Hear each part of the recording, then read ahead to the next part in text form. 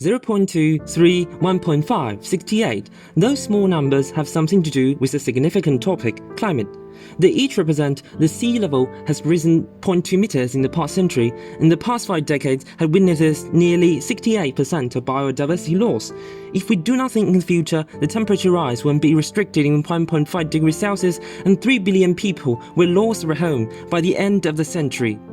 The climate change has surely brought everything on the planet into disaster. Considering the urgency to tackle with the problem, it is not for a single government, but for human civilization. Can we handle this crisis that can destroy our species? So today I'm going to discuss top issues related to climate change. Before we discuss about today's topic, let's take a look at some basic knowledge of the climate change.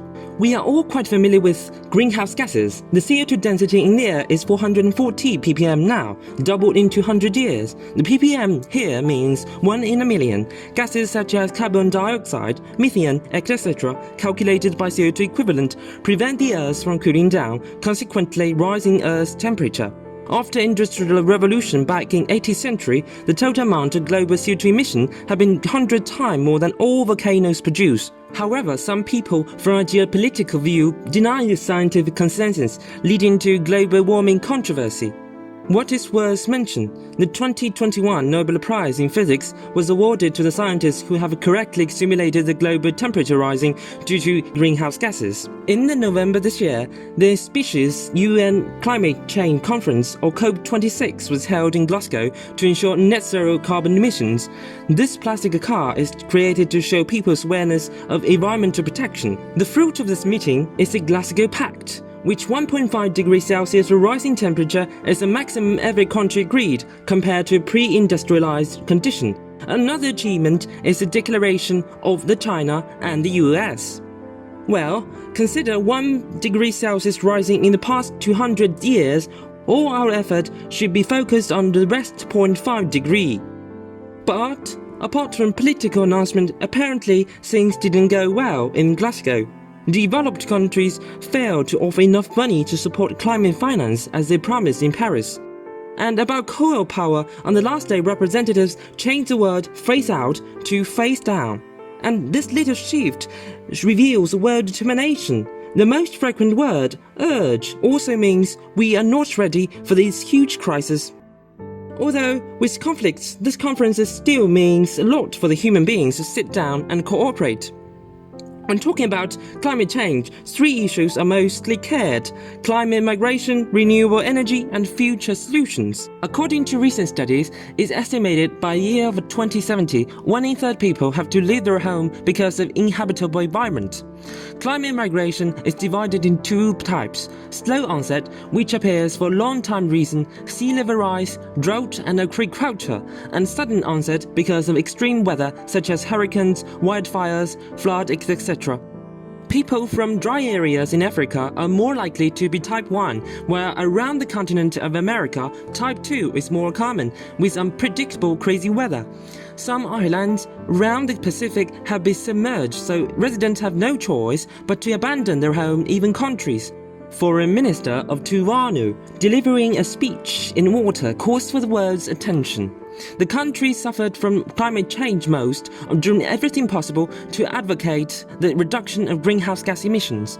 Considering that the climate change happened in the edge of the continent, especially in indigenous areas, should neighbors or developed countries offer a hand to these refugees? Let's move on to the second part, renewable energy.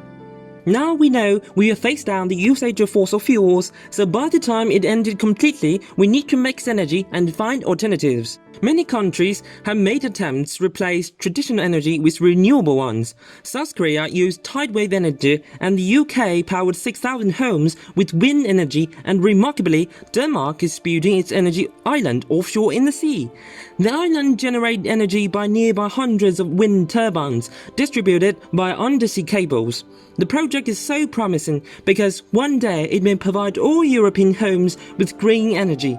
This is a long-term transformation. Innovation itself is time-consuming, full of risk, and need plenty of investment. A powerful and clever strategy of energy combination must be developed, such as France mainly used nuclear and Sweden mainly hydro. In China, there's another kind of attempt, collecting power from solar light. When I was very young, I've been told that the world may be short of energy one day, but the case is that we are wasting it. That's because modern energy, all based on electricity, will be generated in vain if we can't save it. Therefore, fundamental scientific breakthroughs like room temperature superconductor or controllable nuclear fusion can definitely change a lot. Now, it's time for final issue, future solutions. Intergovernmental Panel on Climate Change, the IPCC had made it clear that we must reach carbon neutrality, cutting down 40 billion tons of CO2 a year to net zero, even negative, and they've illustrated some possible paths. But when it comes to tasks, people tend to raise questions on responsibility, especially concerned about how much CO2 emission per capita different countries had in history. But I think that's only excuses for actions, and without doubt is that the number is positively correlated with richness and development level. Bill Gates once mentioned an equation to roughly calculated global emissions, which is CO2 emissions amount equals to total population plus service per person plus energy per service plus personal CO2 emissions. According to a recent survey, our global CO2 emission can be divided into 5 parts. The highest, of course, is electricity and heat, 42%. Next comes industry, 26%, and transport, 21%. Rest are buildings and others. So, cutting each part down is a pursuit. Take transport example. Electrical cars are most environmentally friendly. Given that land also produces greenhouse gases, some people even recommend plant-based diet. I don't find any scientific evidence to not eat meat, but I think we can change the way of dealing with landfill dumpings as livestock. In order to reduce CO2 concentration, some methods to capture and store CO2 called CSS technology are very appealing.